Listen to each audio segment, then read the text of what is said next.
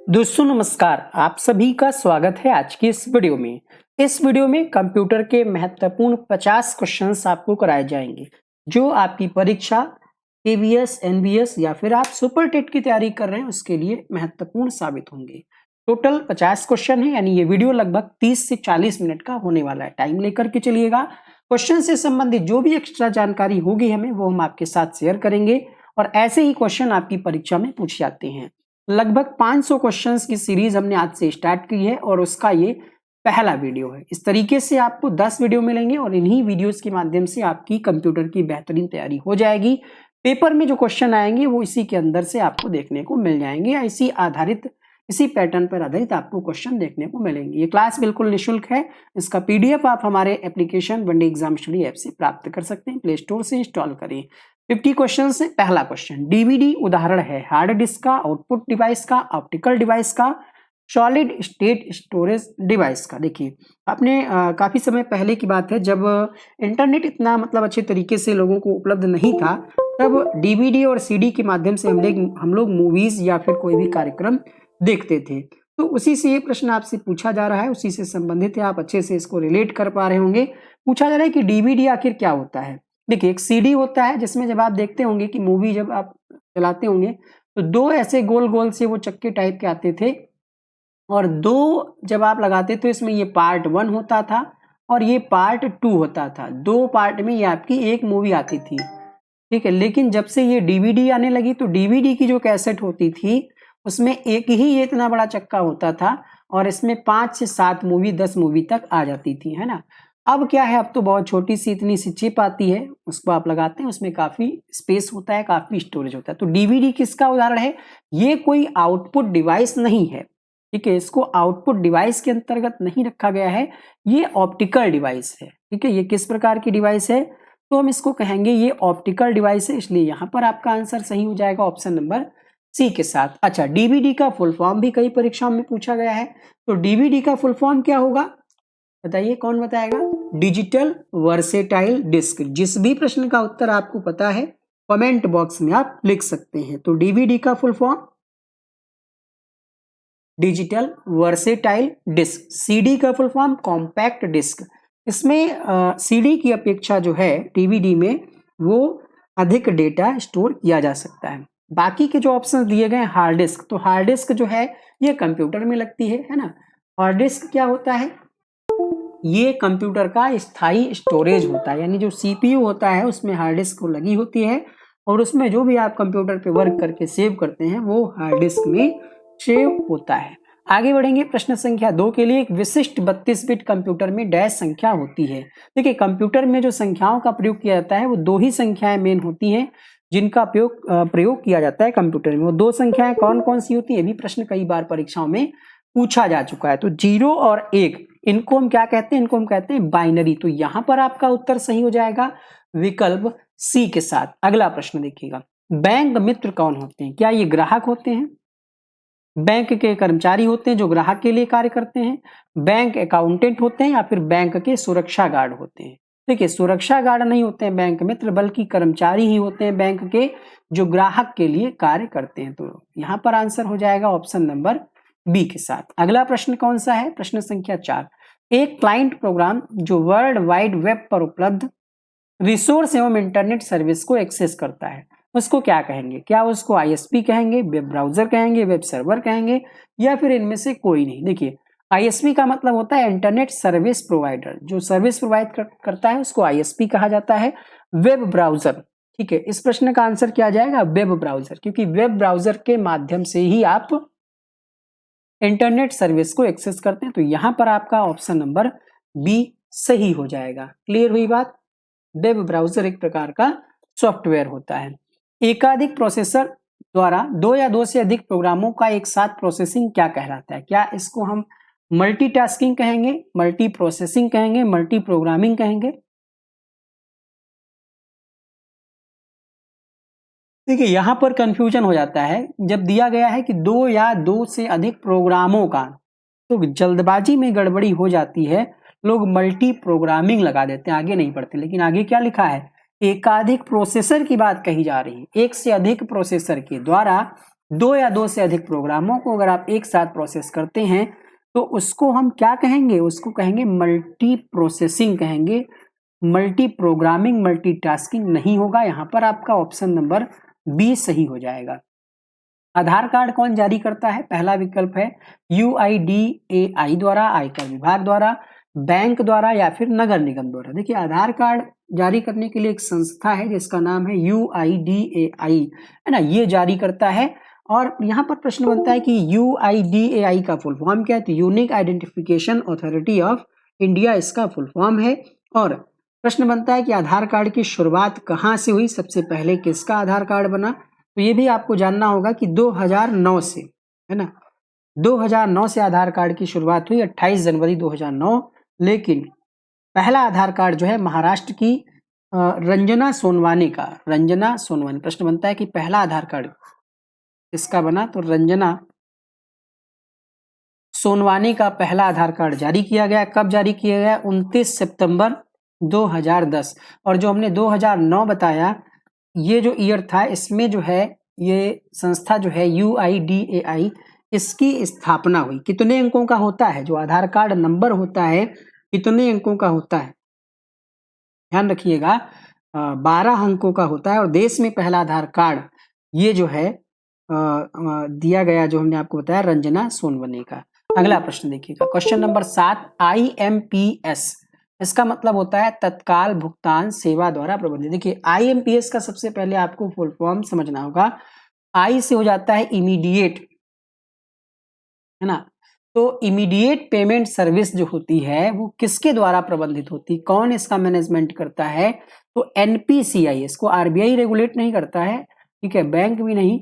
NPCI जो क्या है? नेशनल पेमेंट कॉर्पोरेशन है, भारतीय राष्ट्रीय भुगतान निगम है, उसके द्वारा ये सारी चीजें जो हैं कह सकते हैं प्रबंधित की जाती हैं। तो यहाँ पर आपसे प्रश्न ये भी बन सकता है कि NPCI, जिसका फुल फॉर्म तो यहीं पर लिखा हुआ है, NPCI की स्थापना कब हुई?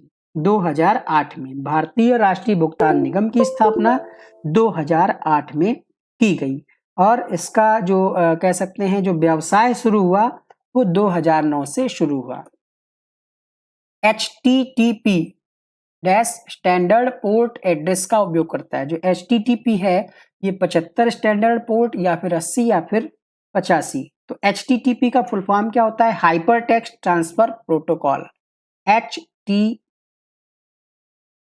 यहाँ पर अच्छा HTTP है ना, हाँ ठीक है, हाइपर टेक्स्ट ट्रांसफर प्रोटोकॉल, सही है। तो ये जो है कितने स्टैंडर्ड पोर्ट, इसको आप एज इट इज याद कर लीजिएगा। क्वेश्चन नंबर 8 है और यहाँ पर आंसर हो जाएगा 80 पोर्ट एड्रेस का उपयोग ये करता है।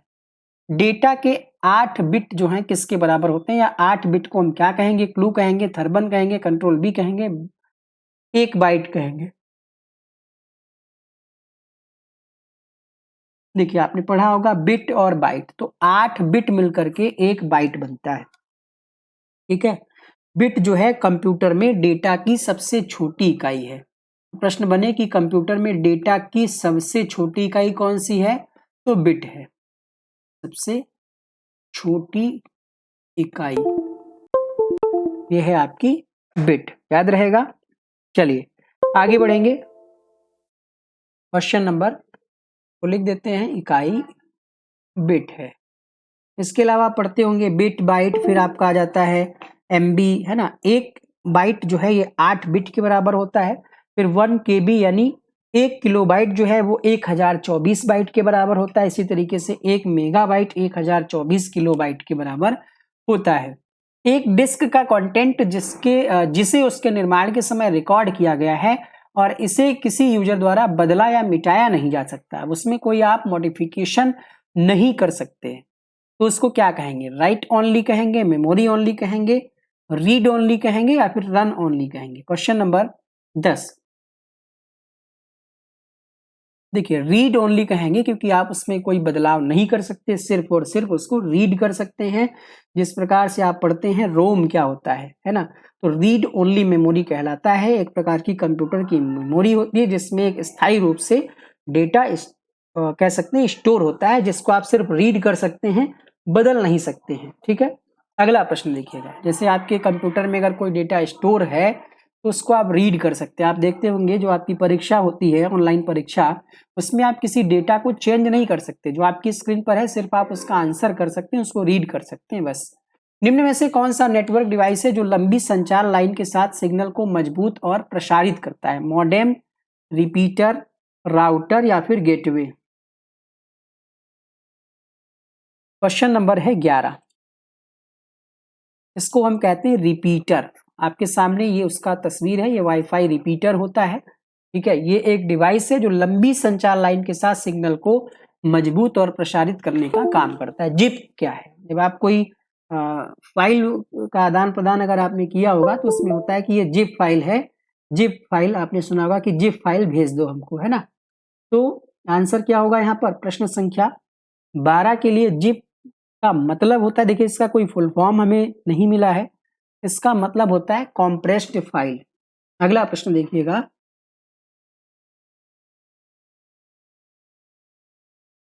क्वेश्चन नंबर 13 है, सेकेंडरी मेमोरी की तुलना में कंप्यूटर की प्राइमरी मेमोरी बिग होती है, चीप होती है, फास्ट होती है या फिर टियर्ड होती है? टायर्ड। क्वेश्चन नंबर 13 आंसर हो जाएगा यहाँ पर ऑप्शन नंबर सी के साथ। सेकेंडरी मेमोरी की तुलना में कंप्यूटर की जो प्राइमरी मेमोरी है फास्ट होती है। 14वां प्रश्न है, साइबर सेंसरशिप के खिलाफ विश्व दिवस किस तारीख को मनाया जाता है? 11 मार्च, 13 मार्च, 12 मार्च या फिर 10 मार्च? प्रश्न संख्या 14 में आंसर हो जाएगा 12 मार्च को मनाया जाता है साइबर सेंसरशिप के खिलाफ विश्व दिवस। ये मनाया जाता है, एक minute, world day against cyber censorship. Question number 14, 12 मार्च ही होना चाहिए। ठीक है, 12 मार्च को मनाया जाता है। अगला प्रश्न देखिएगा, 2010 से इसकी शुरुआत हुई। अगला प्रश्न देखिएगा, ठीक है, 12 मार्च। HTTP में एस का अर्थ क्या है? तो हमने आपको फुल फॉर्म बताया, फिर से रिपीट करते हैं, hyper text transfer protocol secure. S का मतलब पूछ रहा है, HTTPS, hyper text transfer protocol और सिक्योर। तो सिक्योर का मतलब सॉकेट स्टैंडर्ड नहीं होगा, सुरक्षित होगा। 15 के लिए बी ऑप्शन के साथ जाएंगे। इंडिया में क्रेडिट कौन कंट्रोल करता है? सरकार, रिजर्व बैंक, स्टेट बैंक या फिर इंडियन बैंक? आरबीआई जो है कंट्रोल करता है। अधिकतम मात्रा में डेटा को संग्रहित कर सकता है? Hard disk, floppy disk, magneto optic disk या फिर कॉम्पैक्ट डिस्क? Question number 17। तो हार्ड डिस्क जो है कंप्यूटर में लगा होता है, इसी बात से आप समझ सकते हैं कि ये जो है ज्यादा डेटा को स्टोर कर सकता है, संग्रहित कर सकता है। पर्सनल कंप्यूटर का व्यावसायीकरण प्रारंभ किया गया? IBM द्वारा, एप्पल द्वारा, कॉम्पैक्ट द्वारा, HCL द्वारा? क्वेश्चन नंबर है 18 और आंसर हो जाएगा यहाँ पर IBM द्वारा। ठीक है, पर्सनल कंप्यूटर का व्यावसायीकरण जो है IBM के द्वारा प्रारंभ किया गया। अब ये IBM क्या है? तो ये एक कंपनी है, ठीक है, टेक्नोलॉजी कंपनी है। IBM का full form international business machine. अगला प्रश्न देखिएगा, 3.5 इंच फ्लॉपी किस प्रकार की डिवाइस है? Input, storage, software, output? Question number 19 answer हो जाएगा, ये एक प्रकार की स्टोरेज डिवाइस है। ऑप्शन नंबर बी सही होगा। अगला प्रश्न देखिएगा, प्रश्न संख्या 20, निम्न में से कौन सा नेटवर्क डिवाइस है जो पैकेट को अपने अंतिम डेस्टिनेशन की तरफ निर्देशित करता है? मॉडेम, गेटवे, राउटर या फिर नोड? क्वेश्चन नंबर 20 आपकी स्क्रीन पर लगा हुआ है उसका फोटो, ये राउटर होता है। ठीक है, ये एक डिवाइस है जो अक्सर देखा होगा आपने, जो लोग वाईफाई यूज करते हैं उनको ये डिवाइस मिलता है, लगाया जाता है ताकि जो एक निश्चित एरिया है वहां तक कंप्यूटर को नेटवर्क को कह सकते हैं डिवाइड किया जा सके, कनेक्ट किया जा सके। क्या कहेंगे अपनी भाषा में, इसको समझिएगा। निम्नलिखित में से कौन सा सेंट्रल प्रोसेसिंग यूनिट का भाग है? CPU का भाग आपसे पूछा जा रहा है। प्रश्न संख्या 21, सीपीयू के अंतर्गत कौन कौन सी चीजें आ जाती हैं? तो प्रिंटर ये नहीं होगा।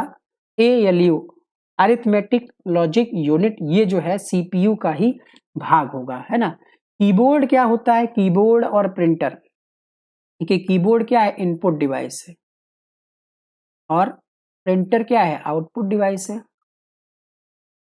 और टेप, ये भी आउटपुट डिवाइस है। अगला प्रश्न देखिएगा, टेप रिकॉर्डर वाला अगर टेप है तो।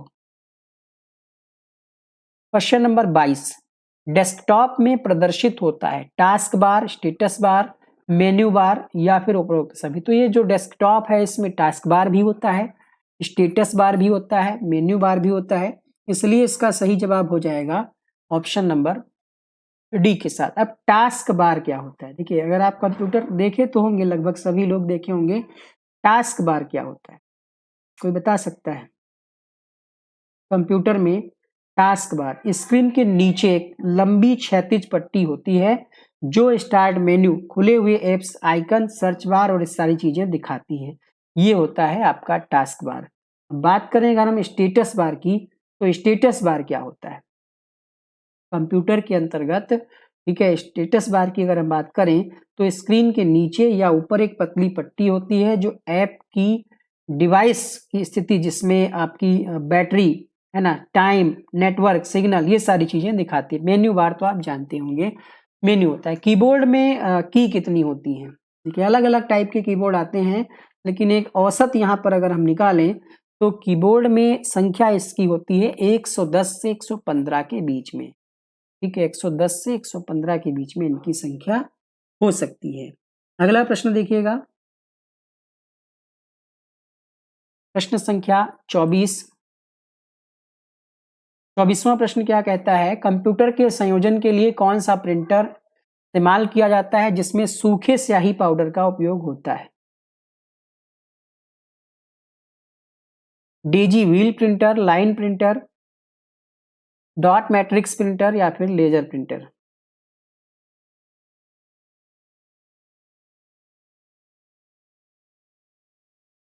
देखिए, जो कंप्यूटर के संयोजन के लिए प्रिंटर होता है जिसमें सूखी स्याही का प्रयोग किया जाता है, सूखी स्याही होती है, ठीक है, वो जो प्रिंटर का प्रकार होता है वो लेजर प्रिंटर होते हैं। यहाँ पर डी ऑप्शन सही हो जाएगा। अगला प्रश्न देखिएगा, आपको अपने मित्र से तुरंत एवं समय पर वार्तालाप करने के लिए क्या प्रयोग करेंगे आप? Instant messaging, email, Usenet, blog. ठीक है, ईमेल से आप वार्तालाप कर सकते हैं, लेकिन जरूरी नहीं है कि आप ईमेल को उतना फ्रेंडली यूज कर पाए। मित्र से बात करनी है तो आप ईमेल से थोड़ी करेंगे। ईमेल का प्रयोग ऑफिशियली होता है एक तरीके से, कि अगर आप ऑफिस वर्क कोई कर रहे हैं या कोई डॉक्यूमेंट शेयर करना है तो उसके लिए। सिंपल अगर आपको बात करनी है मित्र से तो आप मैसेजिंग का प्रयोग कर सकते हैं, वो आप व्हाट्सएप के माध्यम से भी कर सकते हैं। कुल मिलाकर के मैसेज ही आपको भेजना है, चाहे व्हाट्सएप हो, टेलीग्राम हो, इंस्टाग्राम हो, या जो भी एप्स का आप प्रयोग करें। निम्नलिखित में से कौन सी मेमोरी रीड एवं राइट ऑपरेशन को साथ साथ करने की अनुमति देती है? 26वां प्रश्न, रोम, रैम, ईपी रोम या फिर इनमें से कोई नहीं? क्वेश्चन नंबर 26 आंसर हो जाएगा रैम। रीड और राइट ऑपरेशन को साथ साथ करने की अनुमति देती है। 27वां प्रश्न है, कंप्यूटर डेटा को स्टोर करने एवं गणनाएं करने के लिए डैश नंबर प्रणाली का उपयोग होता है? Binary, octal, decimal, hexadecimal. हमने आपको क्या बताया, कंप्यूटर में दो नंबरों का मेन यूज होता है, 0 और 1। इनको हम क्या कहते हैं? बाइनरी नंबर कहते हैं। यहां पर आपका आंसर क्या हो जाएगा? ऑप्शन नंबर फर्स्ट के साथ। अगला प्रश्न देखिएगा,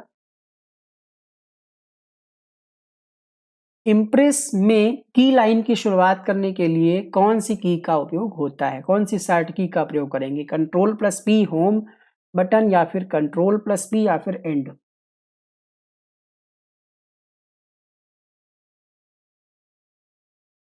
क्वेश्चन नंबर 28 की अगर बात करें, आंसर हो जाएगा होम बटन का प्रयोग करेंगे की लाइन की शुरुआत करने के लिए। पार्ट नंबर, पार्ट विवरण, नंबर ऑफ पार्ट के क्रम उदाहरण, जैसे आप कहते हैं कि पार्ट नंबर 2, पार्ट नंबर 2, है ना, और उसका कोई पार्ट का नाम हो। सेकेंड पार्ट, चलिए तो नंबर 2 एक ही बात हो गई। उसका कोई भी नाम हो तो ये क्या है? जैसे आप कहते हैं कि ये मूवी है और ये वेब सीरीज है, ये 7 पार्ट में है, पहले पार्ट का ये नाम हो गया, दूसरे का ये नाम हो गया, तीसरे का ये, तो ये इनपुट के अंतर्गत आएगा, है ना, इनपुट के उदाहरण है ये। नेक्स्ट देखिएगा, इनमें से कौन सा डोमेन व्यावसायिक उद्देश्य तक सीमित है? बिजनेस पर्पज से जो भी होती हैं वेबसाइट, उनके आगे क्या लिखा होता है? .com लिखा होता है, .com लिखा होता है। और ये एजुकेशनल से संबंधित होता है और ये ऑर्गेनाइजेशन से संबंधित होता है, तो यहाँ पर .com हो जाएगा ना, इसी .com है ना। निम्न में से कौन सी विधि आपके कंप्यूटर को सुरक्षित करने के लिए सही है? सिस्टम अपडेटिंग, फायरवॉल का उपयोग करना सक्षम, एंटीवायरस का उपयोग करना, उपरोक्त सभी। प्रश्न संख्या 31।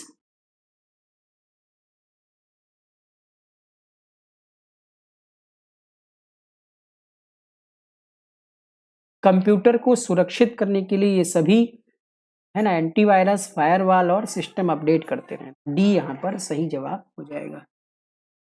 नेक्स्ट देखिएगा, अगला प्रश्न क्या कहता है? आमतौर पर इंटरनेट या नेटवर्क पर डिजिटल संदेशों का आदान प्रदान करने का एक माध्यम कौन सा? ईमेल, पोस्ट, डिजिटल मैसेज या फिर ई data?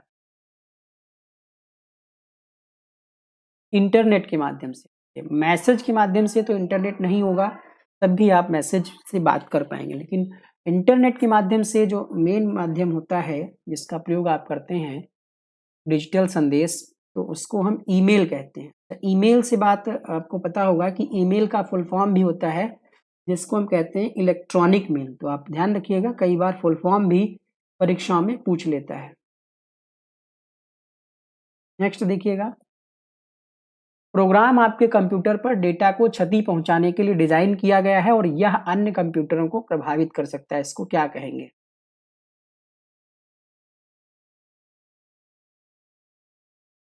Virus, torpedo, hurricane, disease.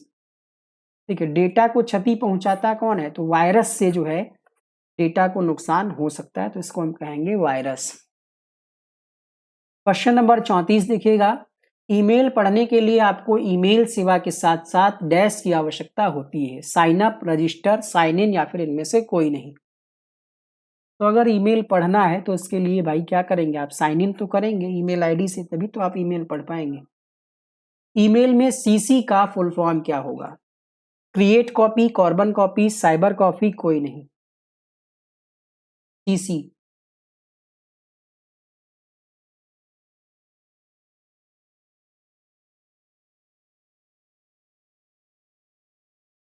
CC का मतलब होता है कार्बन कॉपी। अगला प्रश्न देखिए, 36वां प्रश्न है, इनमें से ट्रस्ट सील का एक उदाहरण नहीं है। Privacy seal, security seal, personal seal, business seal.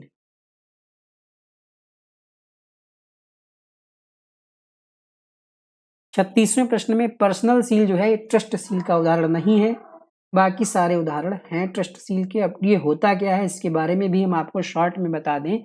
ठीक है, जैसा कि यहाँ पर दिया गया है प्राइवेसी सील, तो और यहाँ पर सिक्योरिटी सील। सिक्योरिटी से आप शब्द से ही समझ पा रहे होंगे सिक्योरिटी सील का मतलब क्या हुआ, सुरक्षा से संबंधित हो गया। लेकिन पर्सनल सील ऐसी कोई सील नहीं होती है। और ट्रस्ट सील जो है ऑनलाइन व्यवसायों के द्वारा ग्राहकों को विश्वास और सुरक्षा सुनिश्चित करने के लिए दिए जाने वाले प्रतीक हैं। बिजनेस सील जो होती है, बिजनेस सील ये व्यापार की प्रामाणिकता और विश्वसनीयता को प्रमाणित करते हैं। इसी तरीके से प्राइवेसी जो होती है ये सिक्योरिटी से संबंधित होती है, नाम से ही आपको लग रहा है ना। तो ये होती हैं तीनों, लेकिन पर्सनल नहीं होती है। अगला है एनईएफटी किस वर्ष प्रारंभ की गई थी? एनईएफटी एक तरीके का पैसे का आदान प्रदान होता है इसमें, जिस तरीके से आरटीजीएस होता है ना, पैसा भेजते हैं यूपीआई के माध्यम से। एनईएफटी जो है थोड़ा सा उसी से संबंधित है। इसका फुल फॉर्म होता है नेशनल इलेक्ट्रॉनिक फंड ट्रांसफर। और इसकी शुरुआत कब हुई थी? तो इसकी शुरुआत हुई थी 2005 में। एनईएफटी की शुरुआत कब हुई थी? 2005 में हुई थी, आरबीआई के द्वारा शुरू किया गया था। और ये हर समय आप कर सकते हैं, खुद से भी एनईएफटी कर सकते हैं। अगर आप नेट बैंकिंग का यूज करते हैं, आपका अकाउंट है, ठीक है, बैंक में आपका अकाउंट है, तो आप खुद भी एनईएफटी के माध्यम से किसी को मनी भेज सकते हैं। कुछ लिमिट और कुछ नियम हैं आरबीआई के द्वारा। वो आपको पढ़ने चाहिए एनईएफटी का यूज करने से पहले। अगला प्रश्न देखिएगा, प्रश्न संख्या 39, आजकल ज्यादातर प्रयोग में आने वाले इनपुट डिवाइस हैं, कौन कौन से हैं?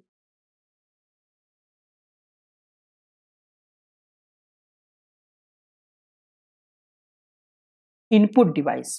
क्वेश्चन नंबर 39, सबसे ज्यादा इनमें से कीबोर्ड का प्रयोग होता है। कुछ भी इंटर लिखना होता है तो कीबोर्ड का ही प्रयोग किया जाता है। समझ में आ रहा होगा। अगला प्रश्न देखिएगा,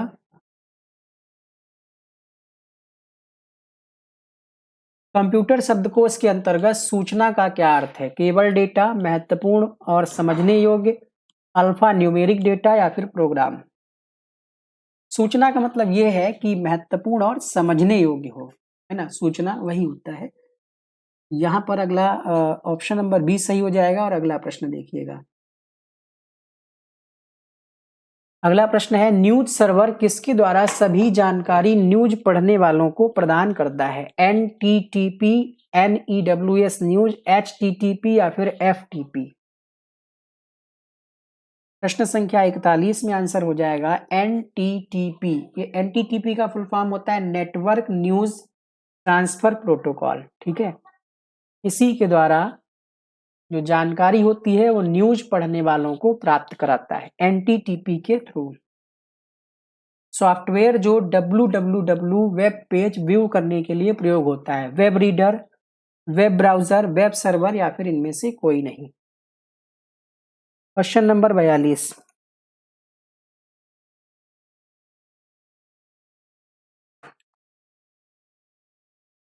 सही जवाब होगा क्वेश्चन नंबर 42 के लिए वेब ब्राउजर का प्रयोग किया जाता है पेज व्यू करने के लिए।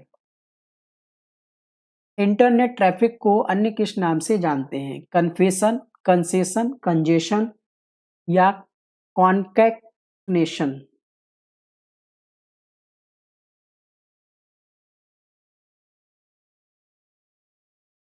कंजेशन कहते हैं। ठीक है, जब किसी नेटवर्क पर डेटा की मात्रा बहुत अधिक हो जाती है जिससे गति क्या है, स्पीड क्या है, धीमी हो जाती है या रुकावट भी आ जाती है, उस स्थिति को नेटवर्क कंजेशन कहते हैं या इंटरनेट ट्रैफिक कंजेशन कहा जाता है। तो कंजेशन शब्द आप याद रखिएगा। निम्नलिखित में से कौन ग्राफिकल पैकेज है?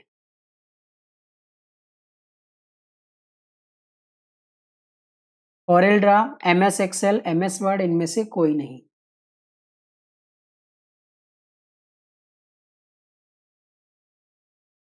उत्तर होगा 44वें प्रश्न के लिए कोरेल ड्रा जो है ये ग्राफिकल पैकेज है।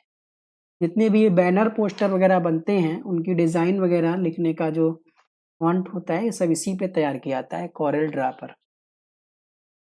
यदि आप सेलेक्टेड टेक्स्ट को कॉपी करना चाहते हैं तो किस बटन को क्लिक करेंगे? अब कॉपी करना है तो कॉपी वाली बटन को ही यहाँ पर आप उसका भी प्रयोग कर सकते हैं, शॉर्ट की है जैसे, है ना, तो Ctrl+C कॉपी का प्रयोग करते हैं। क्वेश्चन नंबर 46 है, सेलेक्टेड वाक्य को डिलीट करने के लिए निम्न की का प्रयोग कर सकते हैं। कौन सी की का प्रयोग कर सकते हैं ये आपको बताना है। क्वेश्चन नंबर 46 में आंसर हो जाएगा डिलीट का भी एक बटन रहता है या फिर बैक स्पेस होता है, इन दोनों का ही प्रयोग किया जा सकता है। लेकिन कब? अगर कुछ सेलेक्टेड है पहले से तभी, सेलेक्टेड नहीं है तो इन की का उपयोग आप नहीं कर पाएंगे। 8 बिट के समूह को क्या कहते हैं ये आपके लिए रहेगा होमवर्क। ठीक है, 8 बिट, आप इसका उत्तर कमेंट बॉक्स में लिखिएगा। नेटस्केप नेविगेटर है वेबसाइट, ब्राउजर, ईमेल प्रोग्राम, उपरोक्त सभी। नेटस्केप नेविगेटर क्या है? क्वेश्चन नंबर 48,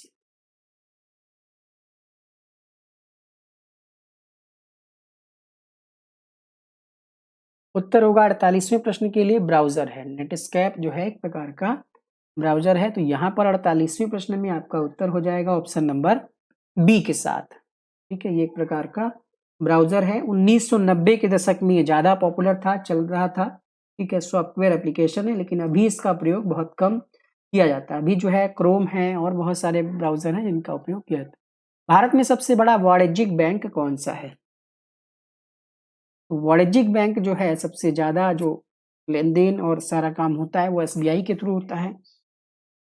आपको कमेंट बॉक्स में लिखना है SBI की स्थापना कब हुई थी, स्टेट बैंक ऑफ इंडिया की स्थापना कब हुई थी, कमेंट बॉक्स में लिखिएगा। अगला प्रश्न है, आप किसके द्वारा कंप्यूटर में रिमोट लॉगिन कर सकते हैं, टेलनेट, FTP, HTTP, कोई नहीं। और आप लोग हमें सुझाव जरूर दीजिएगा, क्या ऐसी ही और वीडियोस आप देखना चाहते हैं? लाइक और कमेंट शेयर करके बताइएगा, क्योंकि जब तक आप फीडबैक नहीं देंगे हमें मोटिवेशन नहीं मिलेगा, है ना। 500 क्वेश्चंस का हमने लक्ष्य रखा है KVS NBS सुपरटेट के लिए। टेलनेट की अगर हम बात करें तो ये एक नेटवर्क प्रोटोकॉल होता है। तो क्वेश्चन नंबर 50 में पहला ही विकल्प सही हो जाएगा, ठीक है।